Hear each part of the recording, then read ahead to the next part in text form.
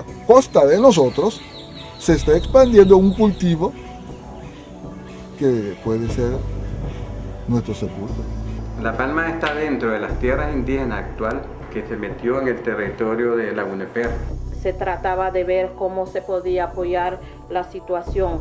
Lastimosamente, como CONADETI, yo creo que no hemos abordado ese tema.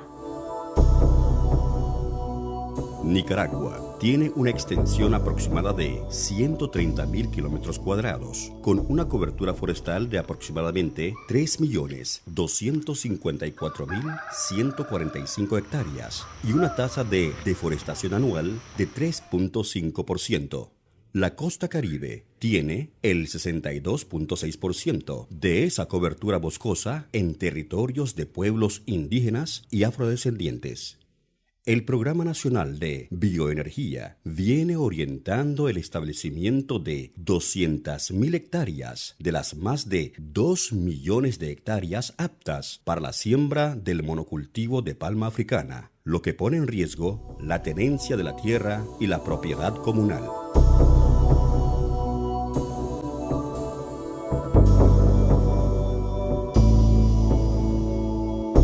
Derechos ancestrales a medias. Conflictos en la demarcación territorial.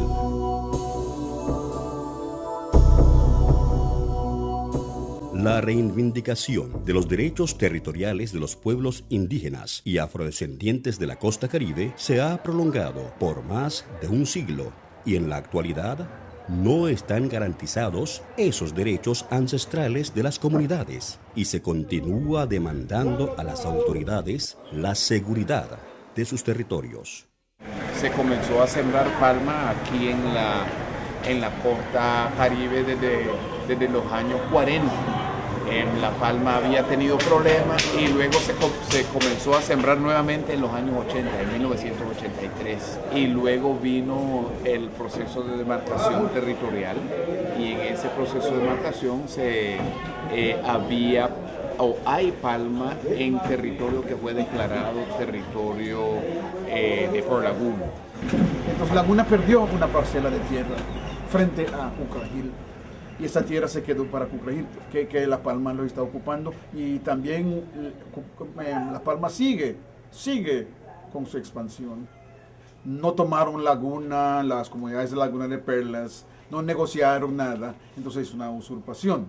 Está afectando directamente Manhattan, El 5, Arenita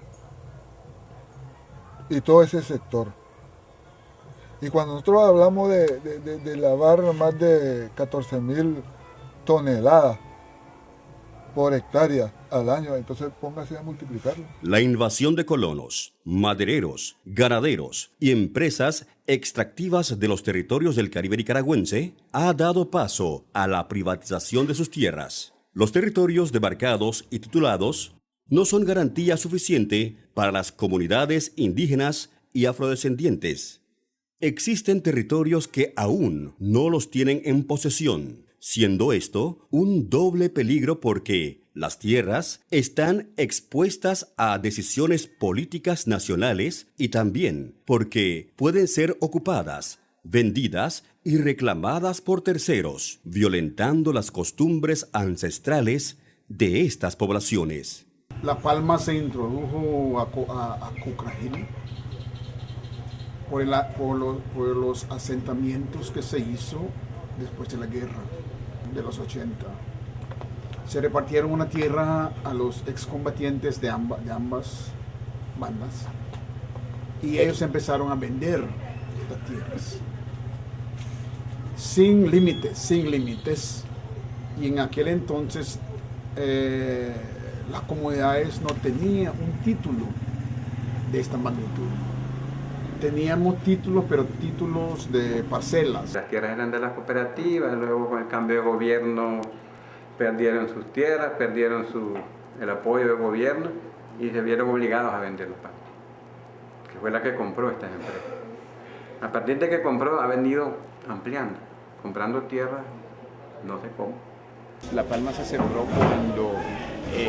cuando ahí había esos sistema de propiedad privada, ¿verdad? Entonces La Palma fue comprando tierra, pero una parte de esa tierra que compró La Palma y donde sembró cuando se hizo la demarcación territorial, que se hizo como en el año 2012, sí, ya esa palma estaba sembrada, esa palma ya está en producción. ¿Cómo lo consiguieron ustedes? Ellos lo compraron a esas personas que estaban ahí. Y esas Invasores. personas que llegaron ahí, pues no le digamos tal vez invasores por así. Algunos sí, tal vez todos no. Pero después de todo la gente llegó a comerciar las tierras comunales, de cualquier lado, de Curama, Nueva Guinea, de Chontales, hasta de Jinotega.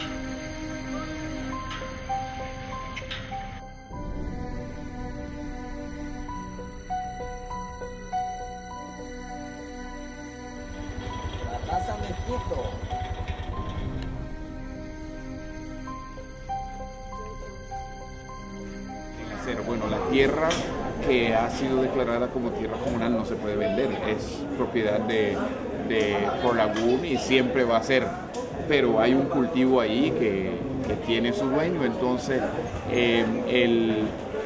la negociación es de ver si establecen un canon, si establecen algún sistema pues, de aprovechamiento en donde lo ideal es que encuentren un consenso de cómo se benefician ambos, ya sea porque la gente de Porlagún no pueden aprovechar la palma para comerla, ¿verdad? Pero sí la pueden vender, pues el producto.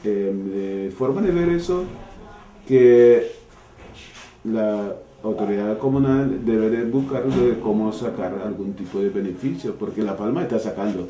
Si ellos pasan 50 años sin recibir, sin cobrar pues, a La Palma, realmente la autoridad, los gobiernos comunales y las autoridades territoriales están perdiendo, porque La Palma está sacando el usufructo de la producción de palmas. Entonces, eso es más o menos la forma que yo lo miro como una autoridad municipal. Por eso yo les digo a ellos, ustedes están hablando del cultivo de la palma como reforestación. Sí, pero si a los árboles no le están dando tanta atención y tanto movimiento de tierra y tanto abono y pesticida, mejor nosotros nos rifamos con caobas, con cedroreales, con granadillos, con los guapinoles, con lo que sea, sembrado esos lugares. Se vuelve a florecer todo, porque se vuelve no solamente la flora, se vuelve la fauna, se vuelve hasta los insectos, se vuelven las bacterias, se vuelve el agua pura que yo tomaba cuando yo era niño. Ellos tomaron eso como vinieron y decían que iban a dar trabajo a los costeños como una zona franca donde iban a dar un montón de trabajo y se sabe que aquí en la costa no hay compañías, no hay nada, entonces la gente, ¡ay, qué bien en muchos casos! Pero cuando desde el principio dos cosas Laguna no aceptó, fue el cultivo de camarones y el cultivo de palma africana. Los megaproyectos y monocultivos que el gobierno nacional vienen proponiendo como modelo de desarrollo de la costa caribe nicaragüense no han sido previamente informados y consultados con las comunidades, pueblos indígenas y afrodescendientes. Las entidades públicas y de gobierno se encuentran desbordadas por la celeridad con que están siendo demandado el uso del patrimonio natural de los territorios indígenas y afrodescendientes. No hemos podido saber cuándo meter el asunto político y cuándo apartarlo. Estamos involucrando todo y yo siento, porque todos nosotros como autoridad tenemos que ser elegidos bajo una bandera, pero ese es el problema. Otra cosa que hay que ver, que los gobiernos comunales y los gobiernos territoriales son frágiles. Son frágiles y muchos son de partidos. Tendencia de partido, que mi partido me dice, entonces yo tengo que acatar, porque si no me cuentan, ya no estoy en la lista de los élites o de lo no sé qué nombre, como lo llaman, pero eso también tiene un problema. Muchas veces nosotros cuando somos de gobierno, de estos gobiernos, olvidemos el pueblo, ya no pensamos en pueblo. ¿En qué pensamos? Pensamos en partidos, y todos son así. En las comunidades nunca fuimos tomados en cuenta. A ellos no les interesa, para mí, pues, que sea legal o que sea ilegal. A ellos les interesa de que se expande el cultivo de la palma. ¿Por qué? Porque a ellos les interesa la ganancia de la empresa. Las valoraciones ambientales con que se suelen autorizar permisos ambientales son muy generales y restan importancia a los impactos sociales y humanos que se puedan ocasionar por las malas prácticas ambientales. De esta manera, los procedimientos y requisitos empleados para otorgar permisos o concesiones han venido quedando como simples trámites. Los gobiernos regionales, municipales y locales no tienen las capacidades para dar seguimiento y supervisión a los derechos otorgados a terceros, sean estos nacionales o extranjeros. La valoración ambiental es el instrumento con el que se le da el seguimiento a las empresas. Para eso se elabora. Y por eso los dictámenes contemplan lo que dice la valoración ambiental. Lo que tal vez no está cumpliendo es el seguimiento a ese dictamen. Sí, yo creo que una deficiencia bastante grande es el no poder dar seguimiento, porque también eso está como una tarea para las comisiones, no solamente aprobar, el gobierno tiene que dar seguimiento. Y esa parte yo siento que se quedó completamente nulo. Hablando sinceramente se quedó.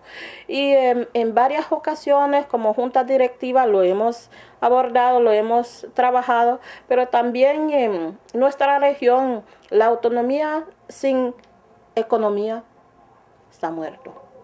El neoextractivismo amenaza con el incremento del saqueo del patrimonio y recursos naturales y profundiza aún más el deterioro de los ecosistemas de la costa Caribe. Estas poblaciones obtienen migajas o muy poco para su desarrollo integral. Ellos son los dueños de esos recursos, pero no son los beneficiarios de los mismos.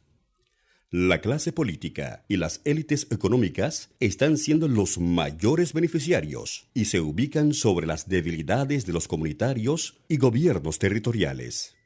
Las tierras demarcadas a los indígenas y afrodescendientes de la costa Caribe están siendo usurpadas y desafiadas por la mayor presión para obtener tierras para ampliar monocultivos o establecer megaproyectos. No queremos que siga avanzando y esa es la pretensión de ellos.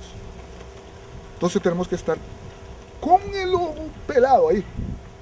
De continuar otorgándose concesiones y contratos a empresas en tierras comunales de indígenas y afrodescendientes, tanto por el gobierno central como por los gobiernos regionales y municipales, se verán agravados los daños ambientales y se atenta contra la cosmovisión de indígenas y afrodescendientes, lo cual violenta sus derechos ancestrales. De igual manera, de continuar demorando el proceso de saneamiento de las tierras comunales, se seguirá registrando conflictos, que es una amenaza a la estabilidad y seguridad de los territorios y sus habitantes por la defensa de sus tierras. ¿Cuándo se va a resolver totalmente las situaciones, por ejemplo, los reclamos? Cuando ya no haya más recursos allí. Cuando tal vez surge una matanza entre los dos diferentes pueblos. ¿Cuándo? Porque de derecho los pueblos lo tienen, por eso lo gestiona, lo reclama y todo. Pero el documento donde mandata la ley a conseguir después de todos los procedimientos, a veces entonces llega a un límite donde se estanca, no hay salida.